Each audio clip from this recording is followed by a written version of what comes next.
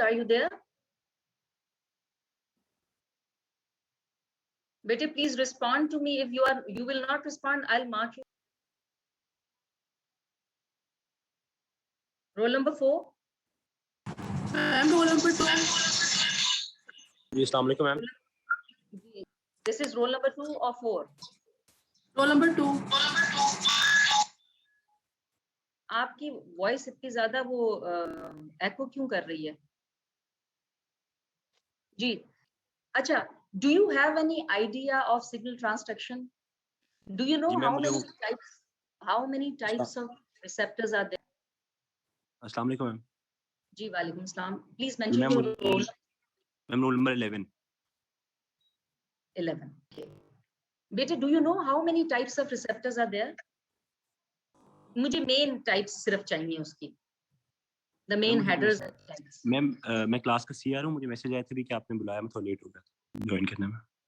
बेटा मैंने इसलिए CR और GR जब तक क्लास में नहीं होंगे, because you are representing your class. तो जब आप ही नहीं होंगे तो बाकी क्लास का जो बिहेवियर एटीट्यूड होगा वो उसी तरह का होगा। ठीक है?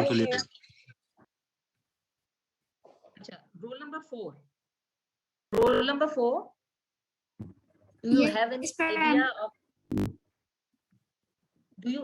idea of types of receptors? I just want to know the main headers of types of receptors.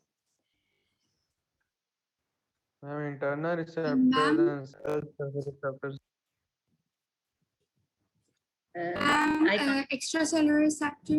Extracellular receptors, G protein receptors, and intracellular receptors.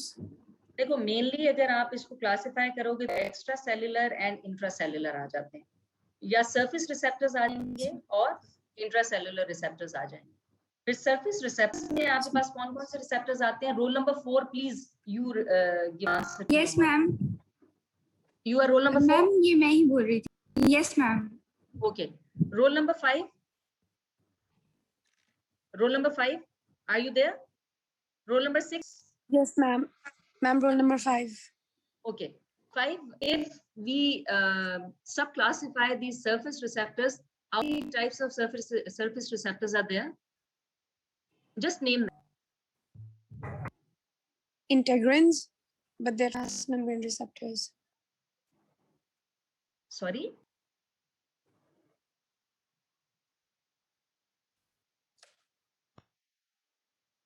देखो जब तक आप पिछले वाली बात नहीं समझ में होगी या आपको नहीं आ रही, you are not with that component of your topic, you won't be able to understand coming topic. Ma'am, G protein.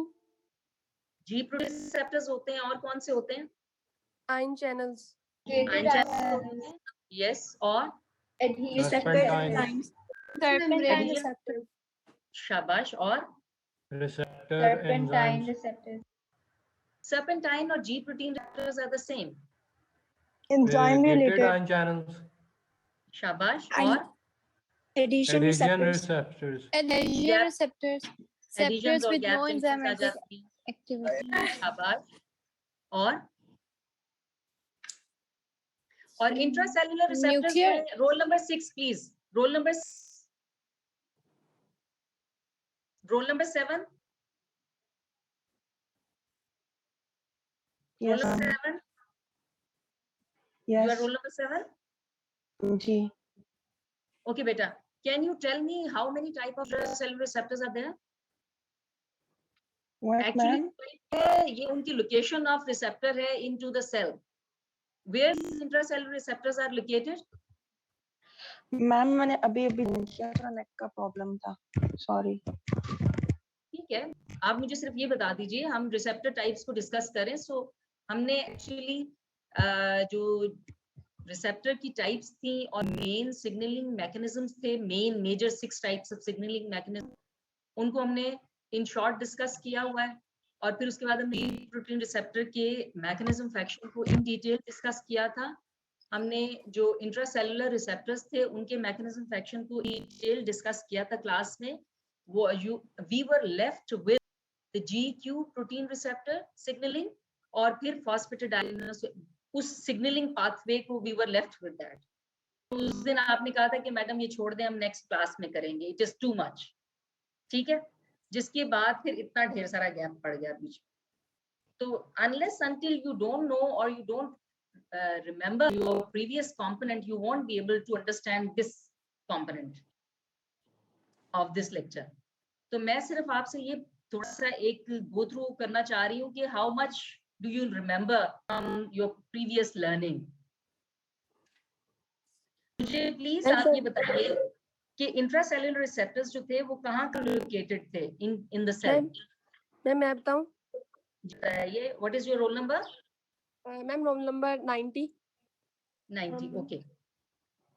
Ma'am intracellular receptor cytosol और प्रोटीन्स के अंदर न्यूक्लियस साइटोप्लाज्म के अंदर प्रेजेंट होते हैं। Miss, they are then in the cytosol and the nucleus. Or Miss, So can I the have the types? intracellular receptors can be cytosolic or they can be nuclear. अच्छा ये बताइए roll number 1 miss मेरा connect हो रहा था उस वक्त।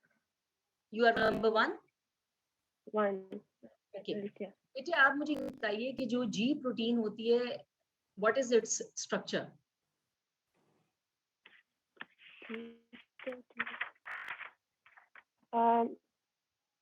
Miss, it has alpha domain. G protein में alpha domain होता था and it is what type of protein? It is monomeric, dimeric, trimeric? Ma'am मैं बताऊं? जी बताओ। Trimeric. मैम It मेरा is- रोल नंबर है It is trimeric. Trimeric बताओ, G protein. मुझे कौन बताना चाह रहा है? Herman. हरमैन। ओके बेटा हरमैन आप मुझे ये जो ट्राइमेरिक प्रोटीन है इसके कौन कौन से कंपोनेंट्स हैं इसके? एक इसका इंट्रासेल्युलर डोमेन है। अल्फा बीटा और गामा सब यूनिट्स हैं। Beta gamma. और गामा सब यूनिट्स हैं। Gamma, alpha Yes, ma'am. Beta and gamma, ठीक गामा है। और मेनली जो अल्फा डोमेन था इसके साथ what is attached with it? GDP. GDP. In form of GDP, this protein is inactive.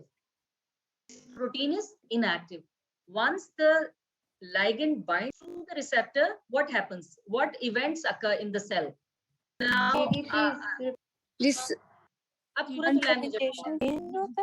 please unmute your mic and Yes. tell me. yes ji ma'am बताइए। जब ligand binding होती है उसके बाद कन्फर्मेशनल चेंजेस होती है in the receptor ma'am triggering replacement of this GTP और ma'am GRP bound हो जाता है ऑफ अल्फा सब यूनिट्स अच्छा चलिए ma'am from the beta gamma subunits and alpha subunit is dissociated from the beta and gamma subunit. चलो यहाँ तक बात हो गई। अब मुझे बुशरा बताएगी कि आप अनम्यूट कीजिए बुशरा अपना mic. Bushra Saleem mute your mic. Yes ma'am. अच्छा अब बेटे आप ये बताइए कि once the GDP is replaced by GTP and the alpha domain of the G protein is dissociated, what happens next?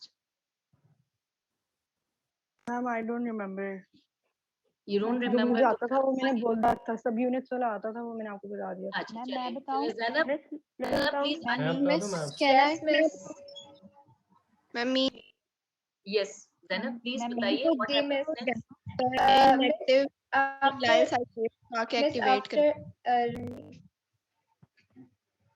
Miss आपने ज़ैनब बोला है ना? जी मैं ज़ैनब नौमान से पूछ रही हूँ। जी मिस आफ्टर एक्टिवेशन हो जाती है after GP is replaced by GTP the G alpha subunit it moves towards the adenylyl cyclase to activate it and it binds with it after it binds with बस यहाँ तक बात खत्म होगी। हाँ Naseem please unmute your mic. Hamza please unmute your mic. Hamza Yes, ma'am. जी बेटा what happens next?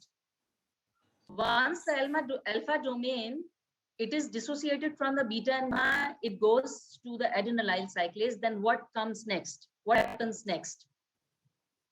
Sorry, ma'am, मुझे याद नहीं है, भूल गए। नहीं याद। अच्छा Ahmed Mustafa please unmute your mic. Ahmed Unmute your Yes, mic. ma'am. जी बेटे, what happens next? मैम वो adenylyl cyclase cyclic AMP बनाता है Adenylyl cyclase cyclic AMP बनाएगा, इसका substrate क्या है? What is the substrate of adenylyl cyclase? No. GTP is required for the activation of adenylyl cyclase. Ma'am GTP substrate है। No. ATP converter Cyclic AMP किससे बनता है? ATP से बनता है। ATP से बनता है। नहीं, शोर नहीं करना। I am asking from ma'am आवाज जी बेटे, मुझे आ रही है। I can listen you, please. जी मैम cyclic AMP GTP से बनता है, उसको कन्वर्ट करता है adenyl cyclase, GTP से बनता है? उसको कन्वर्ट करता है। It is ATP से नहीं बनता is required for the activation of adenylyl cyclase. Adenylyl cyclase is the enzyme for which the substrate is ATP. ATP, not GTP. सही है मैम, सॉरी कंफ्यूज हो गया। ATP is converted to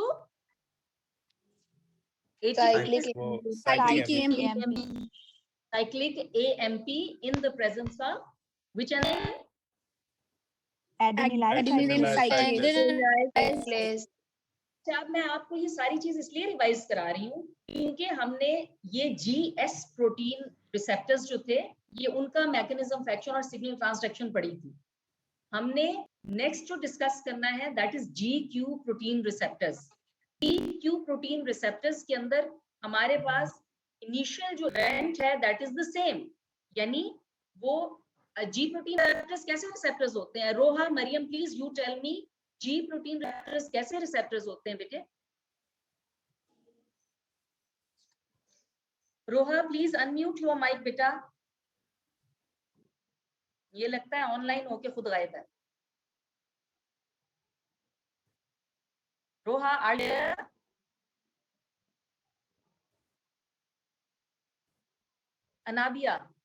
Anabia Bisharat, are you there? Ma'am ये सबको भूल गया तो please एक दफा रिवाइज करवा दीजिएगा ये सारा रिवाइज करा दूं तो ये सारा सिग्नल ट्रांसडक्शन दोबारा से पढ़ा? नहीं रिवाइज तो करा रही हूं। मतलब है कि हमने बहुत टाइम पहले पढ़ा ना, तो इस तरह जब आप क्वेश्चन आंसर करेंगे तो सारा अचानक से रिकॉल भूल गई है ना, मोटी बातें याद है बस। आपको टॉपिक पहले बताने का क्या फायदा होता है? आपको टॉपिक पहले से बताया ना, स्केड्यूल बताया ना कि इस दिन कौन सा लेक्चर होगा। तो मैम कल हमारा बायोकेमिस्ट्री का टेस्ट था, हमारे पास बिल्कुल भी टाइम नहीं था प्री रीड या फिर रिवाइज करने का। मैम मैं क्या बता सकता हूँ? हाँ बिल्कुल बता सकते हो। Who are you? Syed Shahriyar Kazmi. जी शहरियार, बिल्कुल बताइए। मैम ओवरऑल स्ट्रक्चर मुझे याद नहीं है, लेकिन थोड़ा बहुत याद है कि होता ये था कि एक रिसेप्टर, बल्कि वो कोई भी हार्मोन हो सकते हैं, वो रिसेप्टर साइड पे आकर लगते हैं। उसके लगने की वजह से जो है वो वहां पर एक रिसेप्टर साइड पे है, उसे हम कहते हैं GPCR। ठीक है, वो GPCR एक्चुअली 7 हेलिकल मतलब कि हेप्टा हेलिकल स्ट्रक्चर होते हैं, और वो अरेंज ऐसे हुआ होता है कि जैसे उसके साथ रिसेप्टर लगता है तो नीचे ही बिल्कुल इंट्रासेलुलर वाली साइड पे G प्रोटीन कॉम्प्लेक्स लगा होता है।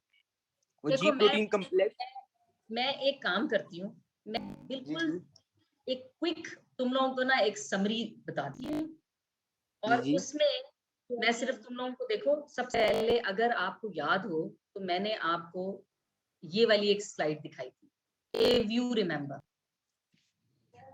ये वाली स्लाइड दिखाई थी। इस स्लाइड में बेसिकली क्या आपको नजर क्या आ रहा है? There are 6 different type of receptors. Some are cell surface receptors and some receptors are in the cell. अगर ये आप देखो, this is nuclear receptor and these are the receptors which are on the surface. यहाँ पे हमने ये कहा था कि ion gated channels होते हैं, ठीक है।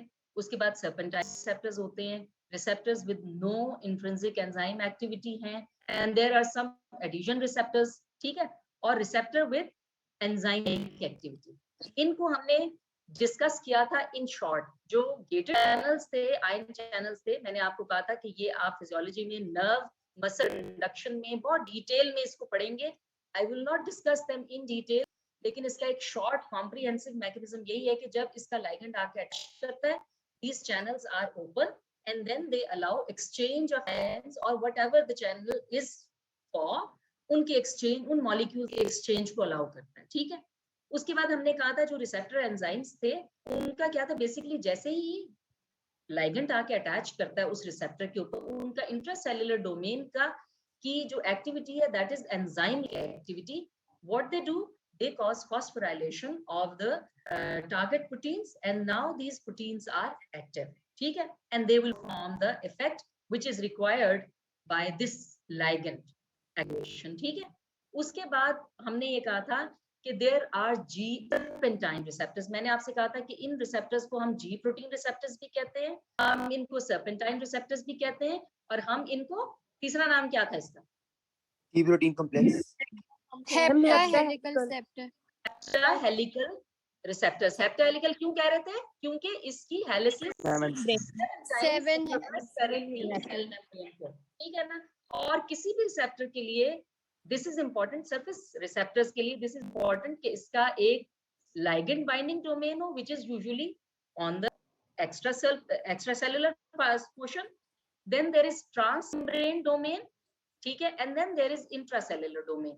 अब ये सर्पेंटाइन रिसेप्टर्स या हेप्टाहेलिकल रिसेप्टर्स को हम जी प्रोटीन रिसेप्टर्स क्यों कह रहे थे? इसलिए कह रहे थे दे bind to specific type of proteins which are named as G proteins, and these G proteins can be GS, GQ, G12, GI, ठीक है। तो हमने जब डिस्कस किया था G प्रोटीन का मैकेनिज्म ऑफ एक्शन, तो हमने ये कहा था कि S प्रोटीन है या GI प्रोटीन है, ये G प्रोटीन्स ही, कोई ट्राइमेटिक प्रोटीन्स ही हैं जिनके पास अल्फा, बीटा और गामा डोमेन है, और alpha domain is capable of binding GDP और GTP.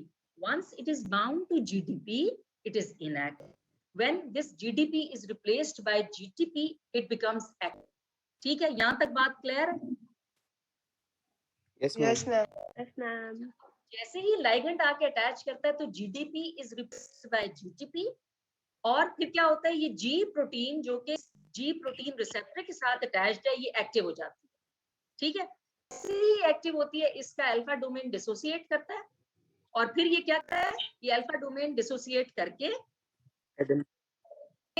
एडिनाइल साइक्लेज और इसको एक्टिव कर देता है, ठीक है। हाँ, और ये आके इसको एक्टिवेट जैसे ही करेगा, ये एंजाइम है बेसिकली। एडिनाइल साइक्लेज क्या है? It is an enzyme. Once it is active, it causes what? Production of cyclic AMP with ATP, ठीक है। अब ये साइक्लिक AMP आपको चाहिए, ये साइक्लिक AMP आपको चाहिए प्रोटीन, ये आगे जाके प्रोटीन काइनेज के साथ ये जाके बाइंड करना था, और उसके रेगुलेटरी उसका कंपोनेंट था, उसको डिसोसिएट करना था कैटालिटिक पार्ट से।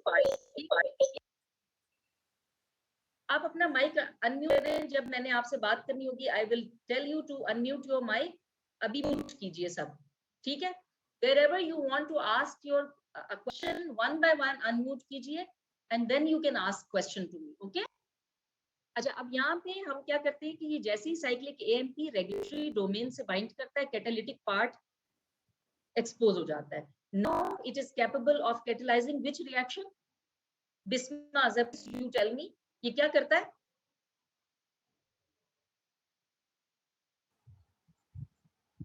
मैम पता नहीं। अच्छा, काइनेज, कोई भी काइनेज हो तो वो क्या करेगा?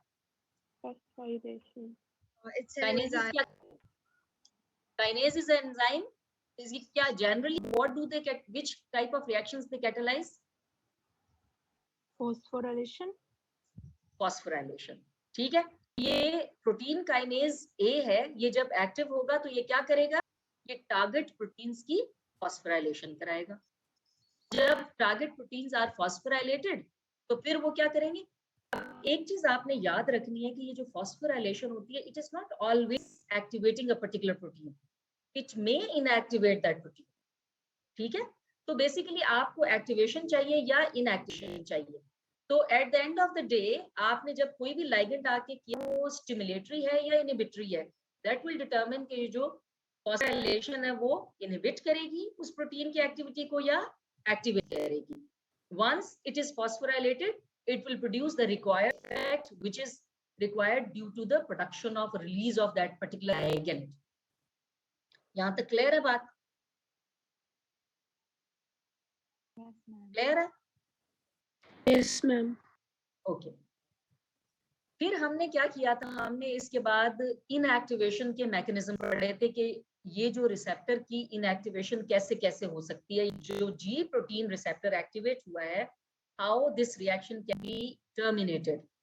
ये क्वेश्चन आपके प्रॉफ में भी आता है, how the activated G protein receptor can be inactivated. तो हमने कहा था कि या तो साइक्लिक AMP को इनहिबिट कर दें, हम इसको खत्म कर दें, या ये जो टारगेट प्रोटीन फॉस्फोराइलेट हुई थी इसको डीफॉस्फोराइलेट कर दें, या फिर जो G प्रोटीन GTP था उसको इनएक्टिवेट कर दें। ठीक है ना? ये तीन तरीके थे ना, यही तीन तरीके थे ना इस टर्मिनेशन के।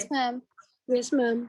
तो हमने इनको डिस्कस किया था कि फॉस्फोएस्ट्रेजेस की प्रेजेंस में साइक्लिक AMP 5 प्राइम AMP में कन्वर्ट हो जाता है, तो इस रिएक्शन की इनएक्टिवेशन हो जाती है। अगर प्रोटीन जो फॉस्फोराइलेट हुई है, फॉस्फेटेज क्या करेगा, इसको डीफॉस्फोराइलेट करके दोबारा से डीफॉस्फोराइलेटेड प्रोटीन में कन्वर्ट कर देगा। This protein will become ineffective now. ठीक है, तो यहाँ तक बात जब हमने ये सारा किया था, तो उसके बाद मैंने आपसे ये कहा था कि अब हम डिस्कस करेंगे GQ protein receptor. G protein receptors are इधर GS, GI और GQ। GS GI का मैकेनिज्म तो वही वाला एडिनिलाइल साइक्लेज वाला जो हम प्रीवियसली डिस्कस कर चुके हैं। ठीक है, उसके बाद हमने GQ प्रोटीन जो कि सर्पेंटाइन रिसेप्टर या हेप्टा हेलिकल रिसेप्टर के साथ ही जाके अटैच करती है, लेकिन यहाँ पे G प्रोटीन की टाइप कौन सी है? GQ protein. ठीक है, अब GQ प्रोटीन में मैंने आपसे ये कहा था कि आपको सबसे पहले उसके मैकेनिज्म ऑफ एक्शन को अंडरस्टैंड करने के लिए first of all you have to understand the structure of which molecule. ये कौन सा मॉलिक्यूल है? ये हमने डिस्कस किया था, फॉस्फेटाइडल इनएसिटोल 4,5 बाइफॉस्फेट। और ये तो दिस इज वेरी पर्टिकुलर के फॉस्फेटाइल इनएसिटोल 4,5 बिसफॉस्फेट है, लेकिन अदरवाइज ये जो स्ट्रक्चर होते हैं इनको हम क्या कहते हैं? These are what? These structures are what? इसको हम इन जनरल, अगर मैं ये इनोसिटोल मुझे नहीं पता और इसके साथ कोई और भी स्टीरॉइड वो अल्कोहल अटैच्ड है, तो वैसे अदरवाइज ये क्या है? What is this?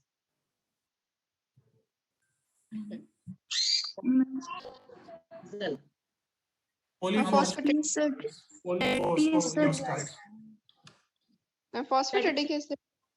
ये फॉस्फेटिक एसिड। तो यहाँ ये इसको अगर हम आते हैं ना, तो ये जो फॉस्फेट खाली अगर अटैच्ड हो तो दिस इज फॉस्फेटिक एसिड।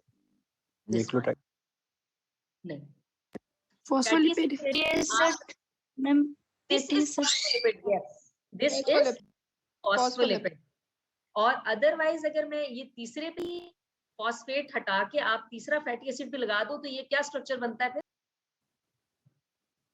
यानी इस मॉलिक्यूल को हटा दो, यहाँ तक हटा दो, और यहाँ पे आप क्या करो, एक और फैटी एसिड लगा दो, तो ये जो बैकबोन है, this is glycerol molecule. This is triglyceride. Triglyceride. ठीक है ना? फिर हमने ये कहा था कि अगर इसके साथ फॉस्फेट और फिर अल्कोहल्स अटैच हो तो दीज आर फॉस्फोलिपिड्स। ठीक है, ये याद है, क्लास में डिस्कस किया था हमने। Yes ma'am. अच्छा, तो मैं आपसे ये कहा था कि अगर सपोज ये इस जगह पे क्लीव कर दें इस फॉस्फोलिपिड को, तो इस पोर्शन को भी छोड़ दो, तो ये पीछे क्या बचा है? This is glycerol 1 and 2 fatty acids. 1 and 2 fatty acids attached to glycerol, तो क्या बनेगा? डायएसाइलग्लिसरोल। डायएसाइलग्लिसरोल। डायएसाइलग्लिसरोल। ठीक है ना? और ये पीछे अगर, अच्छा, अब यहाँ तक की बात क्लियर होगी तुम लोगों को? अब मैं दोबारा GQ प्रोटीन रिसेप्टर की बात करती हूँ कि वो उसी तरह से हेप्टा हेलिकल रिसेप्टर है, और जी प्रोटीन जो अटैच्ड है दैट इज GQ प्रोटीन। उसके उसी तरह से ट्राइमेरिक है, अल्फा बीटा और गामा डोमेन्स है। अब यहाँ पे जो अल्फा डोमेन है उस पे GDP ही अटैच्ड है। जैसे ही लिगेंड आके इस रिसेप्टर पे बाइंड करेगा तो क्या होगा? जी प्रोटीन एक्टिवेट हो जाएगी। Abdullah Asghar, please unmute your mic and give answer to my question. Abdullah, please.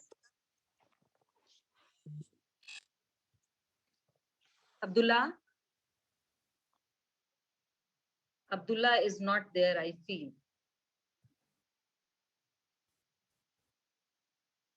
Shayan Imran, are you there?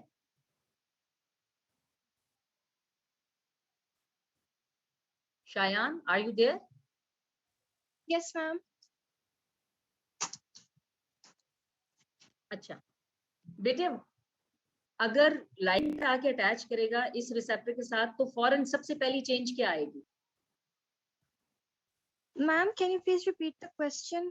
मुझे आवाज नहीं आई सही से। मैं क्वेश्चन ये कर रही हूँ कि जैसे ही लाइगेंड GQ प्रोटीन रिसेप्टर के साथ आके अटैच करेगा तो उससे पहला जो इवेंट होगा वो क्या होगा? देखो बच्चों, आप जब तक इसका फ्लो अपने दिमाग में नहीं बनाओगे ना, you won't be able to understand it. इस फ्लो बनाइए, लाइगेंड आके रिसेप्टर के साथ आके अटैच किया, सबसे पहला इवेंट क्या होगा? Conformational change. मिस GTP इनको चेंज होती है GDP कंफर्मेशनल चेंज जैसे ही होगी तो क्या होगा? G alpha GDP domain is replaced by GTP.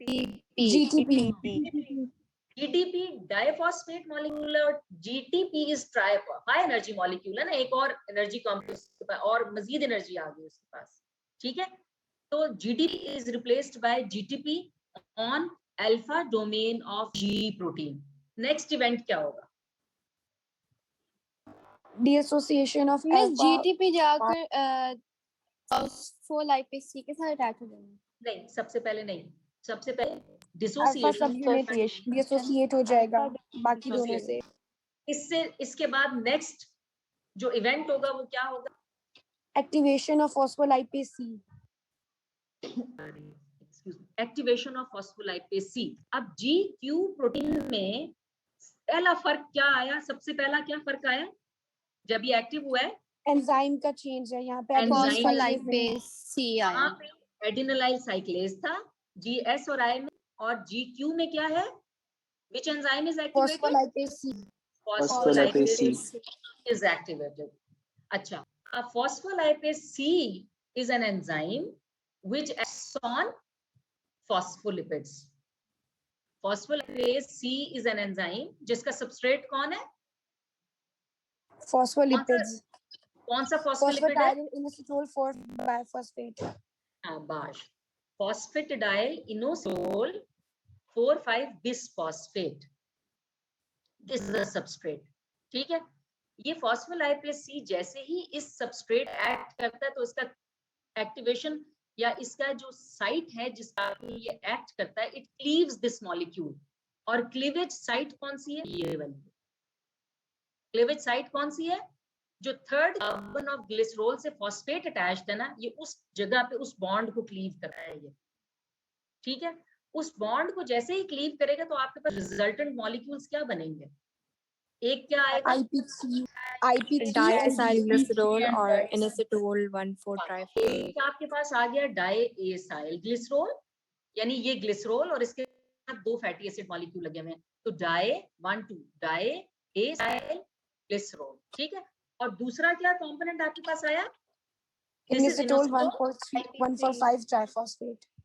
हाँ, इनोसिटोल अगर आप 1,4,5 ना भी कहो तो आप क्या कह सकते हो? एक फॉस्फेट फर्स्ट कार्बन पे, एक 4 पे, एक 5 पे, तो आप कह सकते हो inositol phosphate, inositol triphosphate.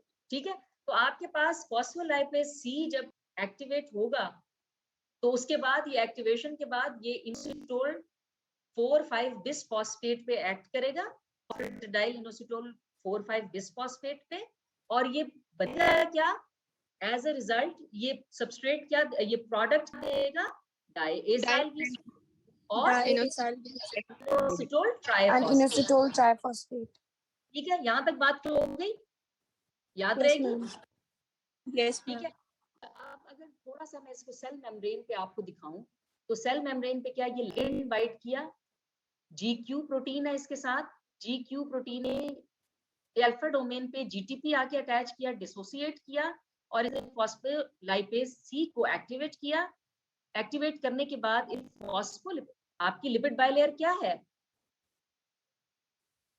Phospholipid ना, फॉस्फोलिपिड और प्रोटीन से फॉस्फोलाइपेज C मेनली किस फॉस्फोलिपिड पे जाके एक्ट करा? फॉस्फेटाइडिल इनोसिटोल 145। हाँ, इनोसिटोल इस फॉस्फेट पे जाके एक्ट करेगा। फॉस्फेटाइल इनोसिटोल इस फॉस्फेट पे जाके, ठीक है, और वो एज अ रिजल्ट बनाएगा क्या? डायएसाइल ग्लिसरॉल और इनोसिटोल ट्राइफॉस्फेट। डायएसाइल ग्लिसरॉल तो मेम्ब्रेन में ही रहेगा, लिपिड सॉल्युबल मॉलिक्यूल है, ये मेम्ब्रेन के अंदर रहेगा। जो इनोसिटोल ट्राइफॉस्फेट है ये साइटोसोल में जाएगा और साइटोसोल में जाके ये क्या करेगा, ये वहां पे अपने स्पेसिफिक रिसेप्टर पे एंडोप्लाज्मिक रेटिकुलम पे जाके बाइंड करेगा और एंडोप्लाज्मिक रेटिकुलम पे अपने रिसेप्टर पे बाइंड करने के बाद ये वहां पे चैनल्स को ओपन करके कैल्शियम को रिलीज करेगा इनटू साइटोसोल। तो इनोसिटोल ट्राइफॉस्फेट क्या करेगा, साइटोसोल में मूव करने के बाद एंडोप्लाज्मिक रेटिकुलम पे इसके स्पेसिफिक रिसेप्टर्स हैं, ये वहां आके अटैच करता है और ये क्या करता है, वहां पे चैनल्स को ओपन करके कैल्शियम को रिलीज कराता है from endoplasmic reticulum into the cytosol. Now this calcium and diacyl glycerol, they will activate protein kinase C. तो यहाँ पे अब प्रोटीन काइनेज G और I में कौन सी प्रोटीन काइनेज थी? काइनेज A थी। यहाँ पे अब प्रोटीन काइनेज कौन सी है? कैल्शियम और डायएसाइल ग्लिसरॉल दोनों मिलके प्रोटीन काइनेज C को एक्टिवेट करेंगे। Once this protein kinase C is activated, what will it do? Phosphorylate the selected genes. Kinases है ना? Kinases when they are activated, they will cause phosphorylation of the protein. ठीक है? Ma'am ये यहाँ पर लिखा हुआ है, एक स्टेप पर लिखा है कि डाइसाइल ग्लिसरॉल जो है वो ही एक्टिवेट करते हैं प्रोटीन काइनेज C को, तो ये IP3 कैसे करेगा? नहीं बेटे, डायएसाइल ग्लिसरॉल और कैल्शियम, ये दो चीजें चाहिए प्रोटीन काइनेज C को एक्टिवेट करने के लिए। सही। IP3 क्या किया है? IP3 ने कैल्शियम रिलीज किया है, रेटिकुलम को जाके ओपन किया है और वहां से कैल्शियम को रिलीज कराया है। Got my point? Thank you. Yes ma'am. ठीक, यहाँ तक बात क्लियर होगी? तो GS और GQ प्रोटीन रिसेप्टर्स के अगर मैं इवेंट्स को कहूं कि जरा थोड़ा सा डिफरेंसेस उनके समराइज कर दो, तो कौन मुझे बताएगा? मैं बताऊं? कौन? हरमैन। चलिए बताएं बेटा। मैं बताऊं? अच्छा, एक सबसे डिफरेंस बताएगी, फिर हम नेक्स्ट डिफरेंस पूछेंगे जो अगला में है। ठीक है, तो हरमैन आप मुझे पहला फर्क क्या होगा? पहला फर्क ये है कि यहाँ पे फॉस्फोलाइपेज C एक्टिवेट होगा अल्फा डोमेन से, उसकी लेकिन वहां पे एडेनिन साइक्लेज था। ठीक है, शाबाश। अब नेक्स्ट मैं कौन था? नहीं, नेक्स्ट मैं मेल था। कौन बेटा? मैं था। मैं शहरी नाम बताओ ना। यार बेटे आप बताएं नेक्स्ट डिफरेंस क्या है यहाँ? GQ में ये था कि फॉस्फोलाइपेज जो होता है वो एक्टिवेट करता है, वो एक्चुअली एक एंजाइम है, वो इसको फॉस्फोडाइएस्टोल में कन्वर्ट करता है। फॉस्फोडाइएस्टोल आगे जो है वो दो तरह में आ जाता है, एक IP3 में और एक आता है डाइसाइल ग्लिसरॉल में। जो IP3 है वो माइटोकॉन्ड्रिया में जाकर उसको सिस्टम को रिलीज करता है। अभी नहीं, देखो यहाँ पे डिफरेंस क्या है कि एडेनिन साइक्लेज का सबस्ट्रेट कौन था? ATP। वो साइक्लिक AMP में कन्वर्ट कर रहा था उसे। इसका कौन है सबस्ट्रेट? Inositol bisphosphate. हाँ, फॉस्फेटाइल इनोसिटोल ट्राइफॉस्फेट। अगला ये फर्क हो गया, जब इसने एक्टिवेट एंजाइम ने एक्ट किया अपने सबस्ट्रेट पे, तो ये SI में क्या बना था? मैं वहां KMP ठीक है। ये अब्दुल रहीम आया वापस या अभी तक नहीं आया?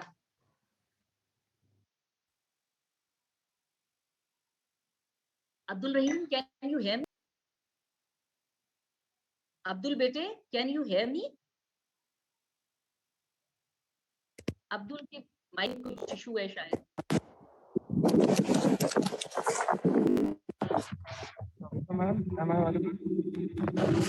बात कर रहे हैं बेटे आप? जी मैं अपनी ही बात कर रहा हूँ। अच्छा बेटे, आप मुझे ये बताइए कि once phospholipase C is activated, इसका सबस्ट्रेट था, हमने ये डिसाइड किया कि इसका substrate is phosphatidyl inositol bisphosphate. इसके प्रोडक्ट्स क्या हैं? डायसल्फाइड और IP3 नहीं कहना, इनोसिटोल ट्राइफॉस्फेट। इनोसिटोल ट्राइफॉस्फेट, ठीक है, शाबाश। अच्छा Ajwa, can you unmute your? Ajwa Tariq, can you unmute mic? Yes जी बेटी, आप मुझे बताइए अब ये इनोसिटोल ट्राइफॉस्फेट जो है ये क्या करेगा?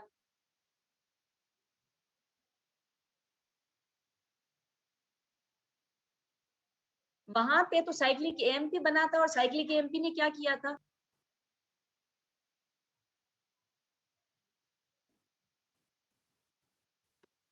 चलें, Sana Zahid, can you tell me? Cyclic AMP बना था तो उसने क्या किया था? इस तरह तो मजा नहीं आता बेटे। आप अगर इंटरेक्ट नहीं करोगे, it means you are not with me. Miss मैं बताऊं? जी कौन बताए, मैं कौन था? मिस ईमान। मिस आरीज। शारेज, ईमान आपसे नेक्स्ट क्वेश्चन करूंगी। शारेज पहले आप बताइए बेटे, फॉस्फोलाइप जब वहां पे AMP बना था तो क्या किया था? सारेज साइक्लिक AMP जो है बेसिकली वो प्रोटीन काइनेज, जो साइक्लिक AMP है मिस बेसिकली वो प्रोटीन काइनेज एक को एक्टिवेट करा था। और यहाँ पे मिस जो हमारे पास यहाँ पे बेसिकली हमारे पास जो सबस्ट्रेट IP3 आपका जो है मिस वो अब ER साइन कर जाता है और वो कैल्शियम आयंस को लाइक कैल्शियम आयंस रिलीज होते हैं जो कि आगे जाके प्रोटीन काइनेज C को एक्टिवेट करते हैं। अच्छा, अब वो प्रोटीन काइनेज C की एक्टिवेशन के लिए वहां पे तो हमें सिंपल साइक्लिक AMP चाहिए था, यहाँ पे हमें दो चीजें चाहिए। एक क्या चाहिए? कैल्शियम चाहिए, दूसरा क्या चाहिए? Inositol triphosphate. डाइसाइलग्लिसरॉल। यहाँ पे हमें दो चीजें चाहिए, डाइसाइलग्लिसरॉल और कैल्शियम, और ये कैल्शियम रिलीज करा रहा था इनोसिटोल ट्राइफॉस्फेट। ठीक है, इनोसिटोल ट्राइफॉस्फेट डायरेक्टली चाहिए बिकॉज़ वो ER पे जाके बाइंड करता है पहले, कैल्शियम आयंस रिलीज होता है। कैल्शियम रिलीज किया ना, तो inositol triphosphate basically calcium release करने के लिए चाहिए हमें फ्रॉम एंडोप्लाज्मिक रेटिकुलम से। ठीक है, और फिर ये release calcium with diacylglycerol will activate protein kinase C. Once the protein kinase C is activated, this will cause phosphorylation of the target proteins, producing its effects. अब मेरे ख्याल पर में मैम जो कैल्शियम आयन था वो तो सिर्फ जो कि मसल सेल्स होते हैं उन्हीं मतलब एंडोप्लाज्मिक रेटिकुलम में होता है ना, जो सार्कोप्लाज्मिक रेटिकुलम होता है, तो मैम ये सब उसी में ही होगा ना? वहीं पे होगा, जाहिर है जहाँ पे सार्कोप्लाज्मिक रेटिकुलम है, एंडोप्लाज्मिक रेटिकुलम है, वहीं पे ये वाला जो क्यू प्रोटीन रिसेप्टर्स होंगे। Receptors tissue to tissue, structure to structure करते हैं ना बेटा? Yes ma'am. चलिए, अब मेरे ख्याल में आप सबको GS और GQ और GI प्रोटीन रिसेप्टर्स की activation and events occurring after their activation सबको याद हो गए? Yes ma'am. Yes ma'am. अब आपने वादा ये करना है कि तुम लोगों ने इस क्लास को खत्म होने के बाद एक बार बुक से जरूर पढ़ना है। अच्छा, एक चीज मैं तुम लोगों को एक और चीज बता दूं। एक चीज बता दें सिर्फ। मैं वो बताती हूँ आपको, आप उसको याद में रखें, लेकिन मुझे ये भूल जाएगा जो मैं आपको बताना चाहती हूँ। अनफॉर्चुनेटली हुआ ये कि जैसे ही छुट्टियां शुरू हुई तो मुझे और मेरी पूरी फैमिली को सबको कोविड हो गया। ठीक है, और unfortunately I lost my father in Covid epidemic. ठीक है, पेंडेमिक। अच्छा, अब उस सारे फेज में मैं आपके मैसेजेस पढ़ रही थी, but I was not able to reply you because I was mentally upset and traumatised. ज़ाहिर है बच्चे भी कोविड पॉजिटिव, मैं भी कोविड पॉजिटिव, मेरे पेरेंट्स भी। It was a very tough time. उसमें बेटा आप लोग बार बार ये कहते हो कि जी the topics are very much scattered and it is very difficult to read them and this and that. एक चीज याद रखिए, स्लाइड्स हम आपको शेयर कर देंगे। वो मैंने फिर इन्होंने मुझसे पूछा, मैंने कहा इनको स्लाइड शेयर कर दो। लेकिन बेटा now you are adult, you are grown up, you are becoming doctors. आप ये एक्सपेक्ट ना कीजिए कि आपको पॉइंट्स लाइनों में लिख के दिए जाएं। देखो स्पून फीडिंग से तुम सिर्फ उतना ही सीखोगे जितना तुम्हें उस वक्त लिख के दे देंगे। आपके प्रोफेशन में adult learners most of the time they learn with self learning. आप जब तक खुद एफर्ट नहीं करोगे ना उसके लिए आप, और दूसरा आप कहते हो कि जी हमें उसी सीक्वेंस में पढ़ाएं जिस सीक्वेंस में किताब में टॉपिक्स लिखे हैं। आप मुख्तलिफ बायोकेमिस्ट्री की किताबें उठा ली, सीक्वेंसेस आर डिफरेंट। तो मैं बेसिकली सीक्वेंस का फॉलो नहीं करना होता, हमने सीक्वेंस वो फॉलो करना होता है जिसमें सब्जेक्ट की अंडरस्टैंडिंग आपके लिए बेहतर हो। अनलकीली अनफॉर्चुनेटली आपका ऑन कैंपस एक्सपोजर बहुत कम रहा और फिर आप ऑनलाइन पे चले गए। इनिशियल फेज में it is very difficult, this subject is hard to understand and but once you make concepts, और वो उसी पे जब आपकी अब बिल्डिंग होगी न्यू कॉन्सेप्ट्स की आगे फर्दर, तो you will understand the subject in better way. आप फर्स्ट ईयर के एंड पे जो आपकी अंडरस्टैंडिंग होगी बायोकेमिस्ट्री की वो आज नहीं है, ठीक है? लेकिन उसके लिए प्लीज बच्चों you have to behave like adult learners. इन 4 लाइनों से तुम शायद एक की कॉन्सेप्ट तो सीख लोगे। देखो मैं तो अपनी सारी स्लाइड्स में या अपने लेक्चर में एक जो की कॉन्सेप्ट होता है ना, सोल किसी भी टॉपिक का, I try to inculcate that concept in you, कि जब आप क्लास छोड़ के जाएं आपको पता हो आपका बेसिक फ्लो किसी भी चीज का क्या था जो आप पढ़ रहे हैं, ठीक है? लेकिन आपने उसकी डिटेल्स बेटे वो पढ़नी है किताब से, otherwise you won't be able to attempt your multiple choice questions. Ma'am मैंने आपसे Got my थोड़ी सी point? बात करनी। ये यस बात मैम। मेरी समझ में आ रही है आपको? और किताब पढ़ना सीखिए, you have to go with the index. Index पे आप अपना स्पेसिफिक चीज टॉपिक देखिए और फिर किताब में उसको देख लें और वहां से उसको पढ़ें। प्लीज बेटे इसको, अब ये बड़ी क्लास है आपकी बायोकेमिस्ट्री में, फर्स्ट ईयर के अंदर बहुत सी चीजें आपको स्कैटर्ड मिलेंगी, लेकिन उससे आपने परेशान नहीं होना। आप जब एक सपोज आप लिपनकॉर्ड को फॉलो कर रहे हो एज बुक, कुछ एडिशनल चीजें अगर आपको किसी दूसरी बुक से पढ़नी है तो please mention page number and the of the topic in this book. Once you will read that topic from there, तो उसकी कॉपीज यहाँ पे अटैच कर लो, या दूसरा तरीका उसका पेज नंबर डाल लो। जब भी आप इसको पढ़ोगे आप लोगे अच्छा ये चीज मैंने वहां से पढ़नी है, उस पेज को खोलो और उसको पढ़ो। It is not difficult, not at all difficult. I will suggest her class लीजिए जो समझ में, और क्लास के बाद उसको पढ़िए। अगली क्लास में पिछली चीज पढ़ के आइए, नहीं समझ में आता please ask again and again. हम नहीं कहेंगे हमने आपको पढ़ा चुके हैं, हम नहीं बताते, आई प्रॉमिस यू। लेकिन आपको खुद भी उसके लिए स्ट्रगल करनी है, ठीक है? Promise? Thank you so much for your cooperation ma'am. Ma'am thank you so much. Ma'am बस थोड़ी सी बात करनी थी कि पूछो।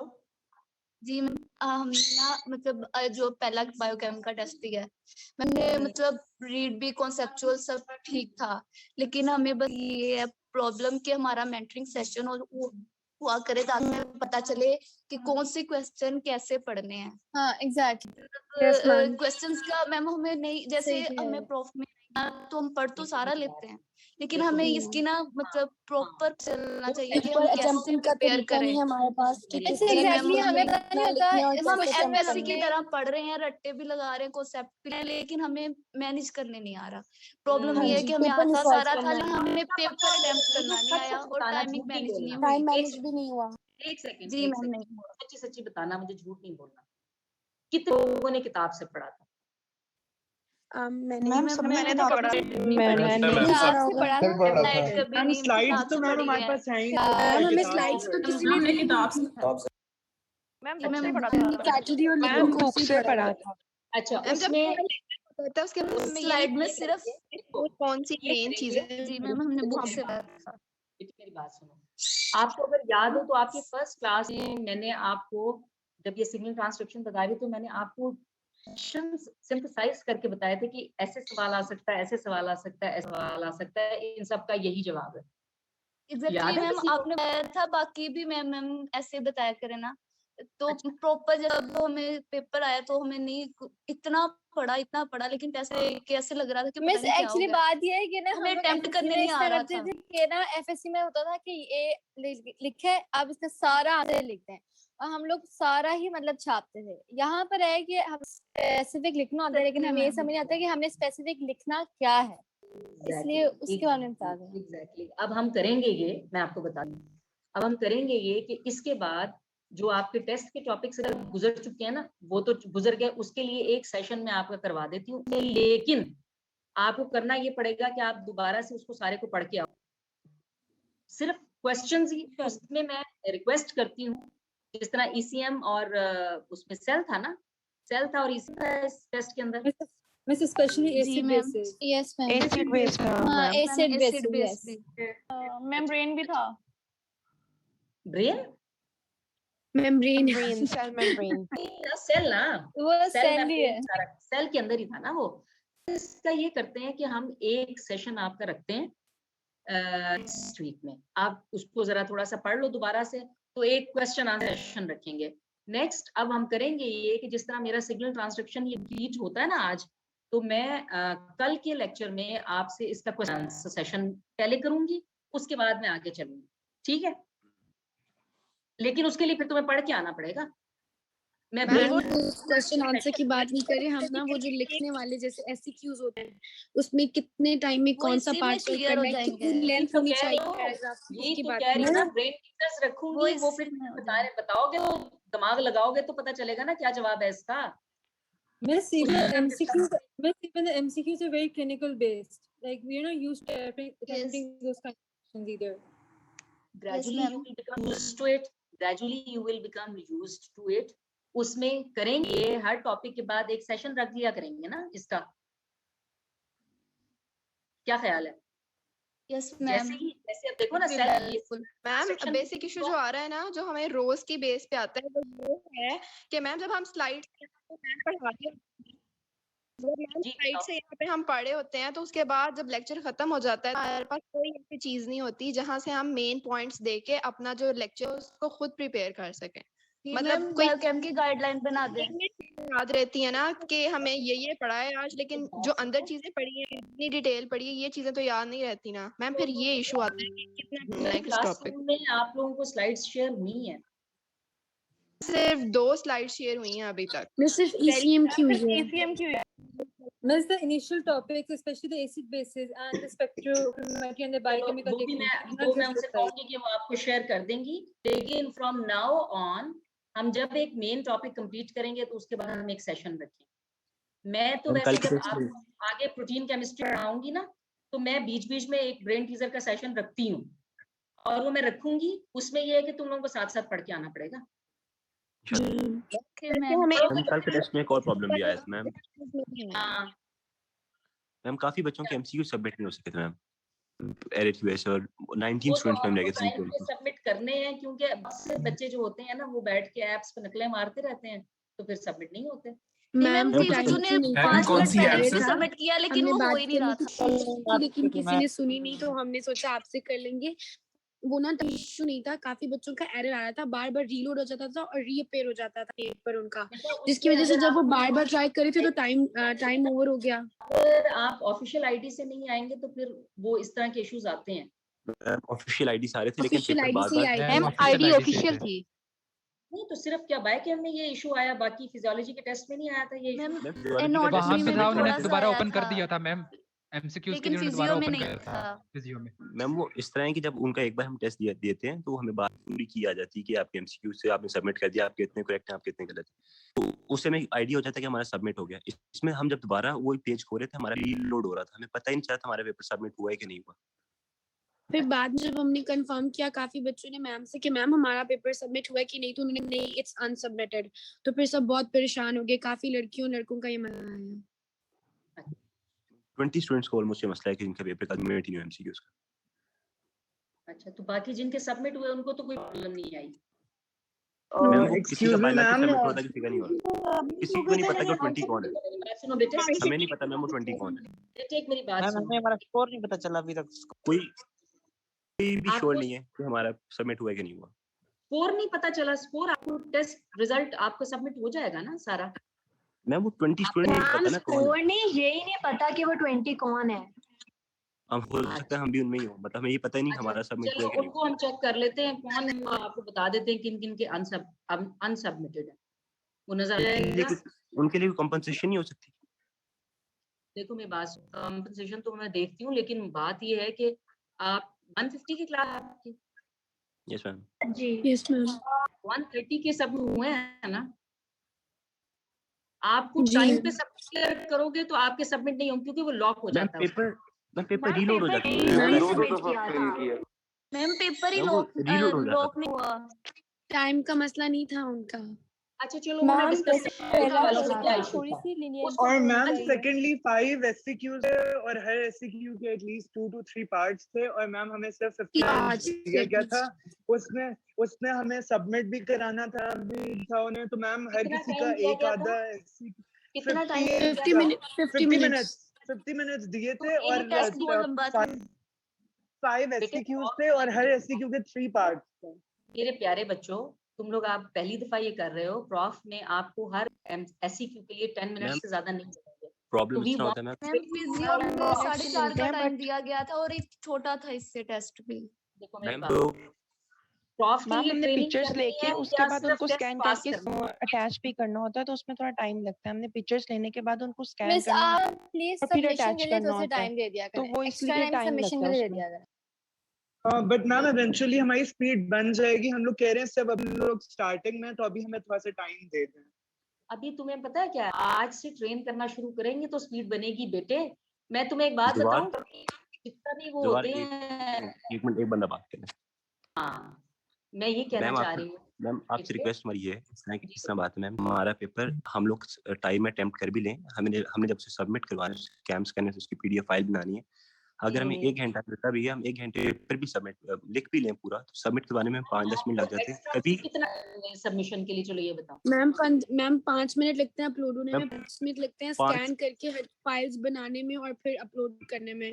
10 मिनट्स मैम वो दे दें, स्कैन ठीक है? करके नहीं मिस, जी मैक्स 15 मिनट्स।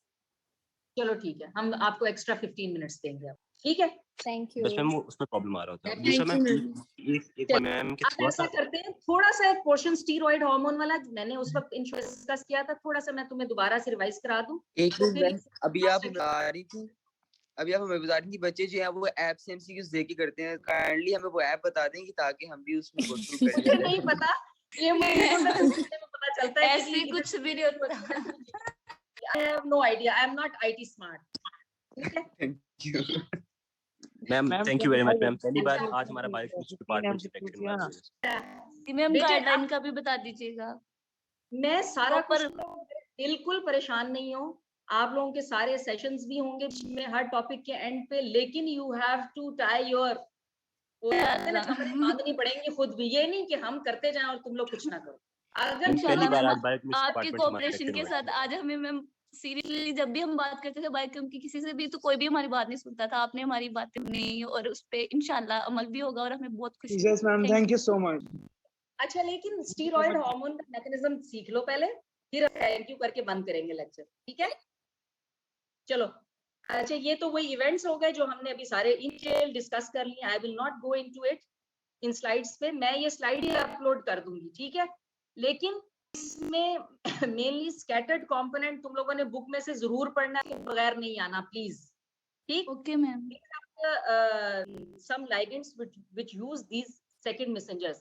अच्छा, आप मोस्टली ये क्वेश्चन भी आता होता है कि जी सेकंड मैसेंजर जो है उनके नाम बताइए, कौन कौन से second messengers, which molecules are used as second messengers.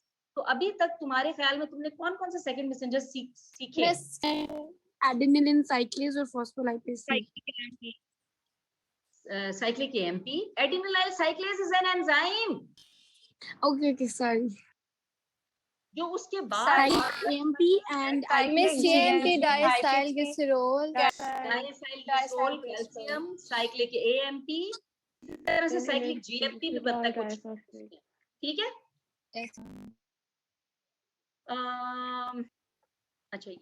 अच्छा अब मैं आपको ये स्टीरॉयड हार्मोन से जो रिसेप्टर्स उनका क्या मैकेनिज्म है हमने इन जनरल डिस्कस किया था पहले। मैंने आपको बताया था जो भी molecules which can cross lipid bilayer, उनको कोई मसला नहीं, वो लिपिड बायलेयर को क्रॉस करते हैं, उसके बाद क्या होता है उनके साथ? खामोशी। स्टीरॉयड इंट्रासेलुलर रिसेप्टर्स, इनके इंट्रासेलुलर रिसेप्टर्स है, या तो साइटोसोल में होगा या कहाँ होगा? न्यूक्लियस के अंदर होगा। न्यूक्लियस। जब रिसेप्टर अपने लाइगेंड के साथ bind, this is receptor, this is ligand. ठीक है। ये जैसे ही बाइंड करेगा तो क्या होगा, या तो न्यूक्लियस है या इधर है। दोनों जगहों पे क्या हो रहा है कि जैसे ही ये बाइंड करेगा ये एक्टिव होगा और ये क्या करेगा, it will bind to hormone response element present on DNA. What will happen? It will bind to the hormone response element on DNA. जैसे ही ये DNA पे रिसेप्टर लाइगेंड कॉम्प्लेक्स आके बाइंड करता है हार्मोन रिस्पांस एलिमेंट से, तो क्या होता है, ट्रांसक्रिप्शन का प्रोसेस स्टार्ट होता है। And transcription produces what? Messenger RNA. Messenger RNA is used to synthesise protein, and this protein is synthesized as a result of this ligand binding with the receptor. This will produce its metabolic response. ये बात समझ में आई है क्या कहा है मैंने? Yes, ma'am. क्या समझ में आया? इकरा अपना अनम्यूट करो mic. Iqra Rafiq, please unmute your mic. Yes ma'am. चलो अब मुझे बताओ, स्टीरॉयड हार्मोन्स जो कि बहुत आसानी से, या स्टीरॉयड मॉलिक्यूल्स या लिपिड सॉल्युबल मॉलिक्यूल्स जो कि आसानी से लिपिड लेयर क्रॉस कर सकते हैं, उनके रिसेप्टर्स कहाँ पड़े होते हैं? आइदर या तो साइटोसोल में पड़े होते हैं और या न्यूक्लियस में पड़े, न्यूक्लियस में पड़े। जैसे ही लाइगेंड अपने रिसेप्टर से बाइंड करता है तो अगला इवेंट क्या होता है? मैम वो एक रिसेप्टर और लाइगेंड कॉम्प्लेक्स है, और वो कॉम्प्लेक्स जाएगा न्यूक्लियस के अंदर, और वहां पे जाके डीएनए का एक रीजन होगा हार्मोन रिस्पांस एलिमेंट, वहां पे जाके अटैच हो जाएगा और उसके रिस्पांस में मैसेंजर आरएनए बनाएगा। गुड। ट्रांसक्रिप्शन के जरिए मैसेंजर आरएनए बनाएगा और फिर वो उससे बाहर आके, न्यूक्लियस से बाहर आके उसकी प्रोटीन सिंथेसिस हो जाएगी। This transcript is used to synthesize specific protein. This protein which is synthesized, this will produce its metabolic response. ठीक है? तो स्टीरॉयड हार्मोन का अगर कोई भी मैकेनिज्म ऑफ एक्शन पूछे तो this is the mechanism of action. ठीक है। ये उसी की दूसरी है जिसमें स्टेप्स भी लिखे हुए हैं। ये मैं स्लाइड्स आपको शेयर कर दूंगी गूगल क्लासरूम में। अच्छा, एक वीडियो है, ये तुम लोग देखो, इसमें जनरली रिसेप्टर और ये सारा कुछ देखना चाहोगे? Yes, ma'am. Yes, ma'am. चलो मैं आप लोगों को ये दिखाती हूँ। इसके लिए मुझे लगता है शायद मुझे शेयर, मैम ये लिंक्स भी शेयर कर दीजिएगा वीडियो। ये मैं आपको शेयर करूंगी ना, तो ये लिंक आपको ऑटोमेटिकली शेयर हो जाएगा। अच्छा मुझे बताओ कि वो मेरे ख्याल में ये तुम्हें दोबारा से शेयर करना पड़ेगा मुझे वीडियो। अभी तुम्हें वही वाली स्लाइड नजर आ रही है ना मेरी? यस मैम, लिंक वाली। मैं अभी वो चलती है, मैं वो दोबारा से मुझे शेयर करना पड़ेगा। ये स्टॉप करूंगी और वो चलाऊंगी।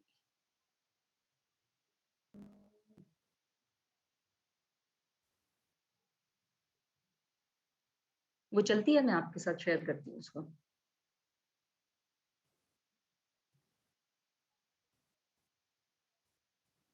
नजर आ रही है? Yes ma'am.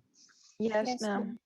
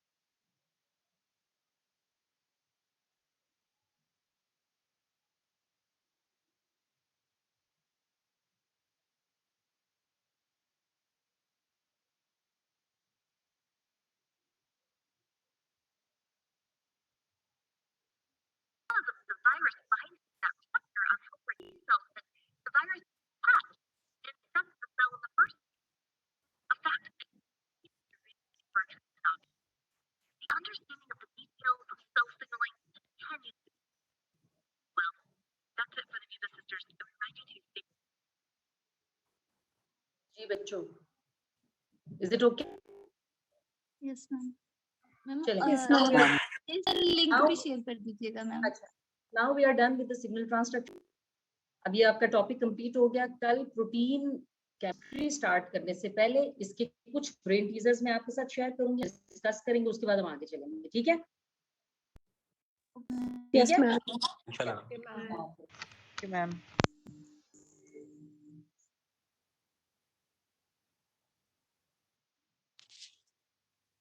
मैम जी बेटा। मैम आपसे एक बात करनी थी। हमारा एक स्टूडेंट है Qasim Bashir, ma'am class fellow. जी। मैम उसकी फैमिली की अस्थमा पेशेंट हिस्ट्री है और वो कोविड उसको हुआ हुआ है इस वक्त ना।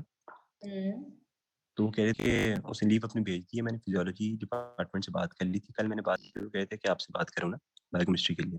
अच्छा। मतलब कासिम बशीर है उसकी, वो कहते हैं उसको एक्सेप्शन काउंट कर टेस्ट वगैरह नहीं दे पा रहा।